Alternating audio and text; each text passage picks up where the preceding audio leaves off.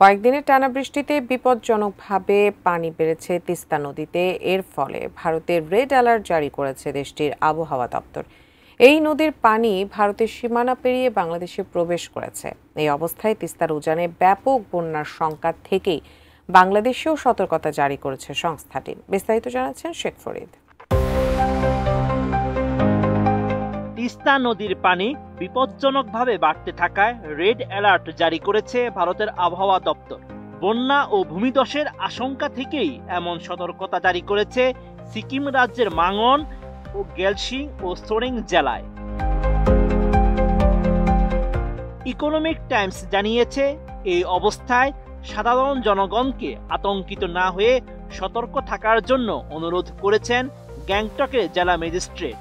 এই সময় প্রশাসনের পক্ষ থেকে জানানো হয়েছে, মাঙ্গান জেলা ও গ্যাংটং জেলার ডিকচু থেকে সিংতাম পর্যন্ত তিস্তা নদী অববাহিকায় রেড অ্যালার্ট জারি করা হয়েছে। এদিকে ভারতের সীমানা পেরিয়ে বাংলাদেশে প্রবেশ করেছে তিস্তা নদীর পানি। ফলে তিস্তার উজানে বন্যা দেখা দিলে তার প্রভাব বাংলাদেশেও পড়ার শঙ্কা রয়েছে। আর উজানে ভারী বৃষ্টির প্রভাবে সিলেট ও ময়মনসিংহ বিভাগেও নদ নদীর পানি আগামী 2 দিন বাড়ার শঙ্কাও রয়েছে।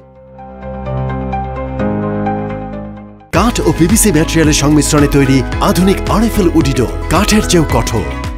পানি উন্নয়ন বোর্ড জানিয়েছে, আগামী 3 দিন বাড়বে তিস্তার পানি। ফলে ঈদুল আজহা সামনে রেখে লালমনিরহাট, কুড়িগ্রাম, গাইবান্ধা, নীলফামারী ও রংপুরে তিস্তা পারের হাজারো মানুষের মধ্যে বন্যা নিয়ে শঙ্কা দেখা দিয়েছে। এছাড়া রংপুরে গঙ্গাচড়া, পীরগাছা ও কাউনিয়া উপজেলার বুক চিরে বয়ে যাওয়া তিস্তা নদী তীরবর্তী কিছু এলাকায় ভাঙ্গন দেখা দিয়েছে। একদিকে ভাঙ্গন, অন্যদিকে বন্যার আশঙ্কায় পানি উন্নয়ন বোর্ড এবং জেলা ত্রাণ ও পুনর্বাসন অফিস নিচ্ছে পূর্ব প্রস্তুতি। বাংলাদেশের আবহাওয়া দপ্তর জানিয়েছে, নিম্নচাপের কারণে দক্ষিণ পশ্চিম মৌসুমী বায়ু রংপুর বিভাগের দিকে অগ্রসর হচ্ছে। ফলে রংপুরে 2 দিন ধরে হালকা ও মাঝারি ধরনের বৃষ্টিপাত হচ্ছে। এই ধরনের আবহাওয়া 1 জুন পর্যন্ত বিস্তৃত হতে পারে। অন্যদিকে গত 24 ঘন্টায় রংপুর বিভাগের 8 জেলায় 85 মিলিমিটার বৃষ্টি হয়েছে। বন্যার পূর্বাভাসে আরো বলা হয়েছে, সিলেট ও ময়মনসিংহ বিভাগের সারিগোয়াইন, জাদুকাটা, ধলাই, সোমেশ্বরী ও মনু নদীর পানি আগামী 2 দিন বেড়ে বিপদসীমা অতিক্রম করতে পারে।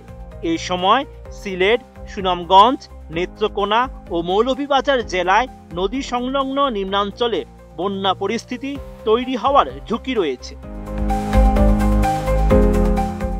Sheikh Farid, ATN news.